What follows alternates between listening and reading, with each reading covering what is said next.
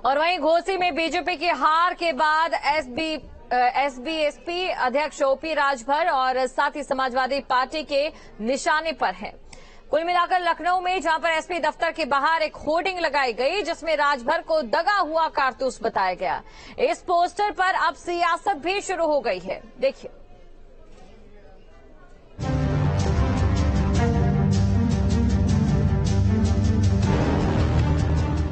UP की घोसी विधानसभा seat पर हुए उपचुनाव में समाजवादी पार्टी के प्रत्याशी सुधाकर सिंह की शानदार जीत के बाद अखिलेश का साथ छोड़कर बीजेपी से हाथ मिलाने वाले ओम प्रकाश राजभर निशाने पर हैं। घोसी चुनाव परिणाम के बाद लखनऊ में समाजवादी पार्टी के दफ्तर के बाहर एक होर्डिंग लगाई गई जिसमें उन्हें दगा हुआ कारतूस बताया गया। इस पोस्टर में लिखा था कि सभी दल सावधान, ओम प्रकाश राजभर दगे हुए कारतूस हैं। होर्डिंग में राजभर की तस्वीर और समाजवादी युवजन सभा के पूर्व राज्य सचिव आशुतोष सिंह की भी तस्वीर लगी है। कहा जा रहा है कि उन्होंने ही ये होर्डिंग लगवाई थी। हालांकि बाद में पोस्टर को हटा लिया गया। देखिए, मुझे लगता है ओम प्रकाश राजभर जी ने बहुत बड़े बड़े दावे किए थे और उन्होंने अपने आप को जनता के सामने स्पष्ट कर दिया, जनता के सामने एक्सपोज कर दिया कि सत्ता लोलुपता के आगे उनके लिए कुछ नहीं है, उनके लिए कोई विचारधारा मायने नहीं रखती।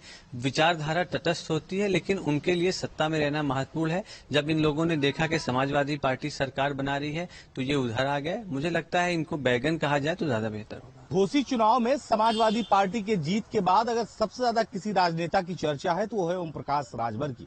दरअसल समाजवादी पार्टी कार्यालय के बाहर ओम प्रकाश राजभर का एक पोस्टर लगाया गया है जिसमें ये लिखा गया था कि ओम प्रकाश राजभर दगे हुए कारतूस है, सभी राजनीतिक दल सावधान हो जाए। यही नहीं, सोशल मीडिया पे भी सबसे ज्यादा मीम्स ओम प्रकाश राजभर के बन रहे हैं। इसके पीछे वजह है कि इस पूरे चुनाव में ओम प्रकाश राजभर ने अखिलेश यादव और समाजवादी पार्टी को लेकर बहुत सारे बयान दिए थे। उन बयानों का लगातार समाजवादी पार्टी के नेता जवाब दे रहे थे।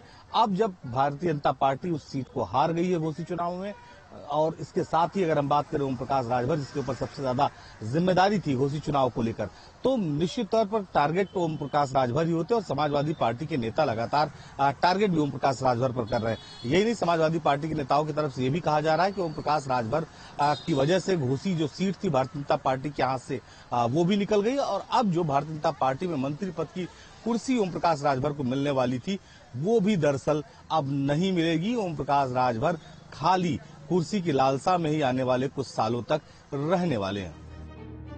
कांग्रेस भी समाजवादी पार्टी की ही भाषा बोल रही है। घोसी के चुनाव ने जातिवादी मठाधीशों को और धर्मांध मठाधीशों को हैसियत बताई है। पिछली बार भारतीय जनता पार्टी 85,000 वोट लिए थी और समाजवादी पार्टी यानी इंडिया का प्रत्याशी 1,08,000 वोट पे था। इस बार 1,28,000 वोट इंडिया के प्रत्याशी ने लिए और 81,000 भारतीय जनता पार्टी रह गई है। शर्म नहीं आती भारतीय जनता पार्टी को? उनका कोर वोट खिसक गया है। अब भारतीय जनता पार्टी को तय करना होगा कि ओम प्रकाश राजभर जी को ढोते हैं या किनारे लगाते हैं। इस पोस्टर के चलते यूपी में सियासी जंग शुरू हो गई। बीजेपी और एसबीएसपी समाजवादी पार्टी पर जमकर निशाना साध रहे हैं।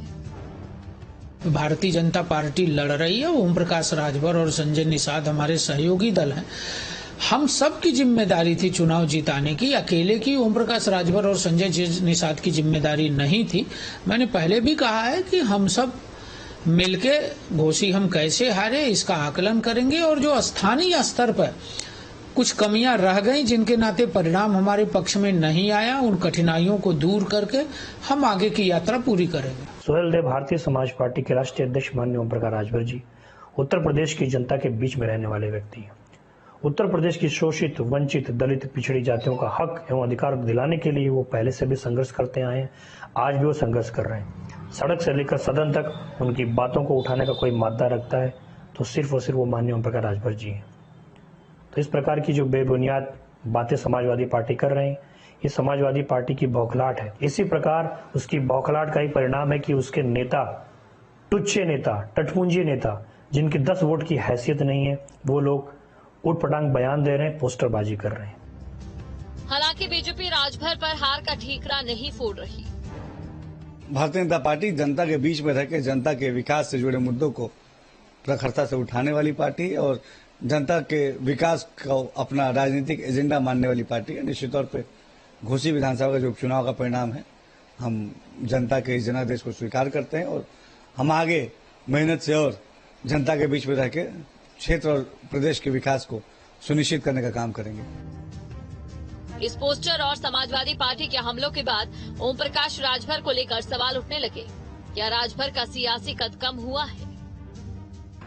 अब राजभर के सामने अपनी पार्टी के संगठन को मजबूत करना और जो उनके बड़े बड़े बयान हैं उनको कैसे वो नए सिरे से भरोसा पैदा करने लायक बनाएंगे, खास तौर पे अति पिछड़े समाज में जिसका नेता होने का वो दावा करते हैं। और ये इस चुनाव ने उनके पूरे दावे की पोल खोल दी। वो हमेशा ये कहते थे कि सिर्फ हम राजभरों के नेता नहीं हैं, सभी तरीके के पिछड़ी जातियों के हम नेता हैं, बल्कि गांव के गरीबों के हम अकेले नेता हैं। और खासतौर पे जिस इलाके से वो दावा करते हैं ये सीट वही थी, और इसके बावजूद तो सबसे ज्यादा नुकसान इसमें ओम प्रकाश राजभर को हुआ।